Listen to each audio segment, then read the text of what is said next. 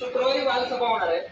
तर त्याच्यासाठी तुम्हाला ज्याच्यामध्ये भाग घ्यायचा आहे, ज्या ऍक्टिव्हिटीमध्ये तुम्हाला डान्समध्ये भाग घ्यायचा असेल, नाटकामध्ये भाग घ्यायचा असेल, काही जणांना कविता बोलता येत असेल, काही जणांना सिंगिंग करता येत असेल चांगल्या प्रकारे, तर त्यांनी त्यांची नावं आज त्यांच्या क्लास टीचरकडे द्यायचे. जे टीचर त्यांच्या वर्गात आहेत ना, त्यांच्याकडे नावं द्यायची आणि प्रत्येकाने कोणत्या तरी ऍक्टिव्हिटी मध्ये भाग घ्यायचा आहे.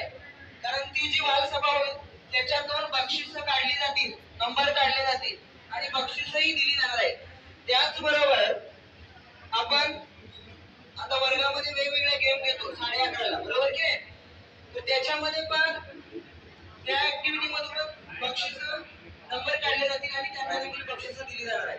त्यामुळे ज्या काही ऍक्टिव्हिटी कॅम्पमध्ये आपण कंडक्ट करतोय त्या प्रत्येक ऍक्टिव्हिटी मध्ये प्रत्येकाने उत्स्फूर्तपणे सहभाग घ्यायचा आहे.